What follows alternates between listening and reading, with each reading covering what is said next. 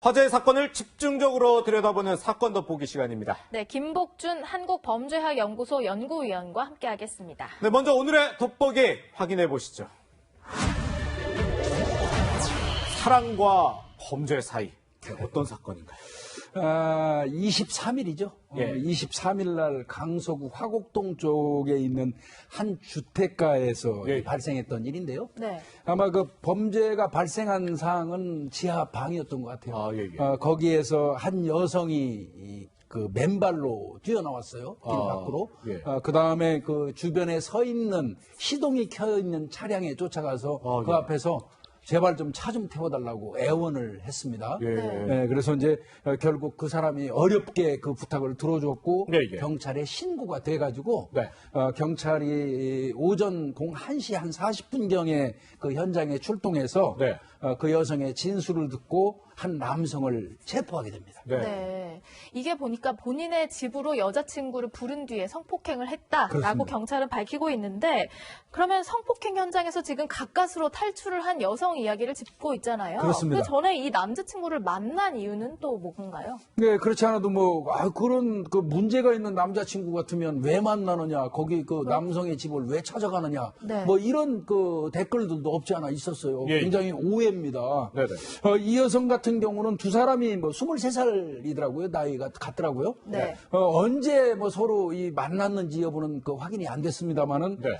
만나는 과정에서 지난달 중순부터 이 남성에 의한 데이트 폭력이 시작이 됐던 모양입니다. 그래서 이 여성 입장에서는 그 남성과 헤어지고 싶었는데 예, 네. 이 여성이 헤어질 수 없었던 이유가 딱 하나 있어요. 그게 어떤 뭐냐면 어느 날 아마 둘이 사귀다 보니까 술 한잔 했던 것 같아요. 예. 술이 좀 취한 날 그 남성에 의해서 이 불법 촬영이 된 겁니다. 예. 그래서 그 동영상을 남성이 소지하고 있기 때문에 예. 이 여성 입장에서는 함부로 이 남성하고 헤어진다 말도 못하고 울며 겨자 먹기로 있었던 거예요. 예. 그러다가 이제 이달 초에는 헤어질 마음을 먹고 고소까지 준비를 했었어요. 아, 그래요?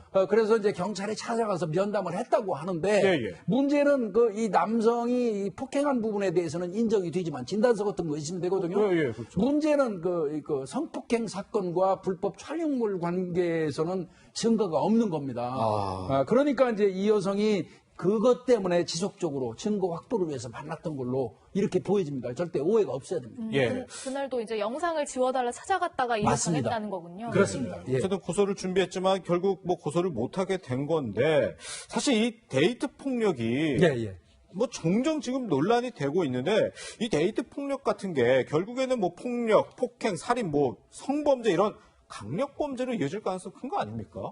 데이트 폭력을 수사기관이라든지 이런 데서 가장 우려하는 거는 그겁니다. 물론 예. 둘이 만나는 사이에 가까운 사람에 의해서 폭언이나 폭행을 당하는 것도 심리적으로 굉장히 그 상처를 많이 그럼요. 줘요. 그것도 중범죄입니다. 어떤 면에서 보면. 예. 그러나 이제 죄명으로 따진다 하면 그거는 이제 폭행 내지는 협박 쪽으로 가거든요. 네네. 그런데 결국은 두 사람이 만나지 못해서 헤어지는 과정에서 네. 우리 굉장히 많이 봤잖아요.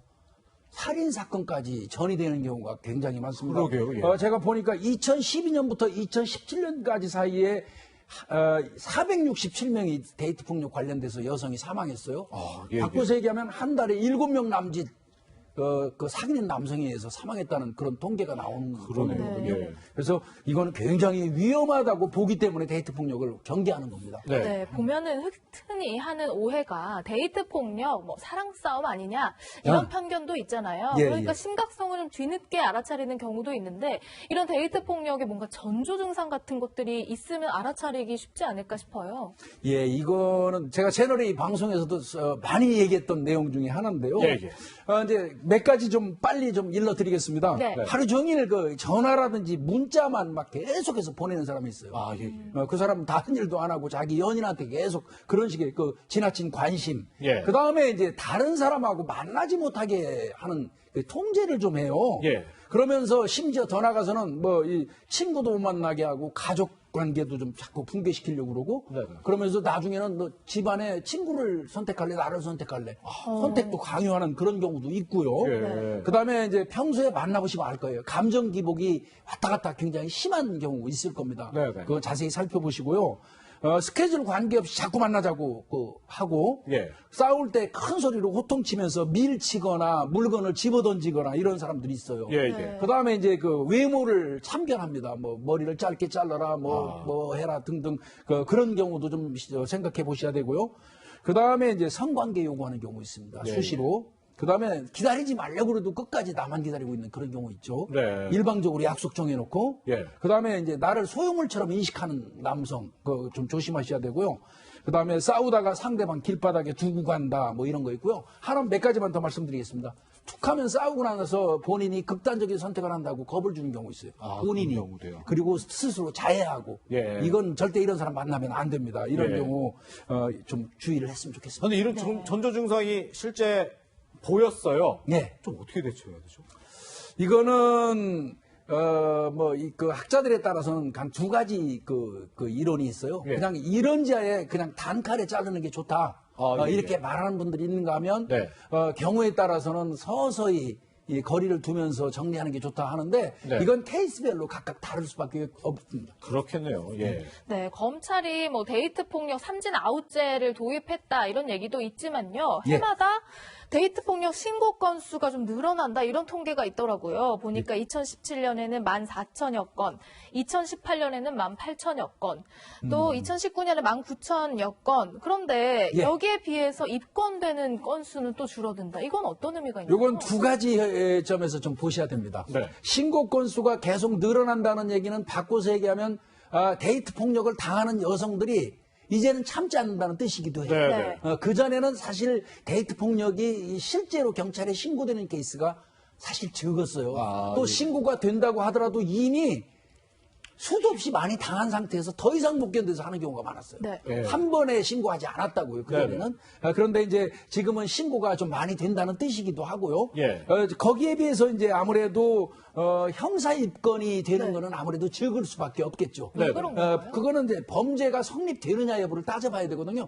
여성의 입장에서는 아주 단순한 것도 이건 데이트 폭력이라고 생각하고 신고할 수 있어요. 예, 예. 근데 이제 막상 또 이 사법기관이 붙어가지고 수사해보면 그거는 범죄 성립은 좀 안 되는 경우도 있거든요. 네. 그런 그 차이가 있는 거라고 볼 수 있겠고요. 네. 여하간 뭐 이 데이트 폭력 신고 건수가 늘어난다는 거는 고무적인 현상입니다. 예. 네. 근데 아까 우리 김 의원님께서 말씀해 주셨다시피 이 데이트 폭력으로 이제 신고를 해서 이 수사가 되면 보통 뭐 폭행이나 협박이라고 말씀을 하셨는데 네. 이 데이트 폭력 자체로 좀 이렇게 처벌할 수 있는 뭐 국내법은 지금 없는 건가요?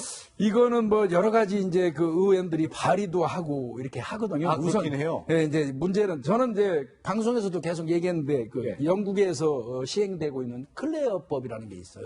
예, 예. 영국 같은 경우는 클레어라는 그 여성은 클레어 우드라고 36살 먹은 그 피해 여성입니다. 예, 예. 이 가해자는 이 남성인데요. 그 남성이 페이스북에서 만난 여성하고 사귀는 과정에서 액살이라고 그러죠. 목을 졸라 살해한 그런 사건이 예, 있어서 예, 예. 영국 전체가 시끄러웠습니다. 예. 그러자 이제 확인을 해봤더니 그 남성 같은 경우는 전부터 데이트 폭력 전과가 상당히 많은 사람이었어요. 예. 그러면 이 여성이 그 데이트 폭력 전과가 많은 사람이라는 사실을 알았다면 그런 남성을 만났겠느냐. 그러니까 이제 국가에서 네. 그 여성이 만약에 필요로 한다면 경찰에 찾아갔을 때 예. 데이트 폭력 관련된 전과를 알려주는 제도.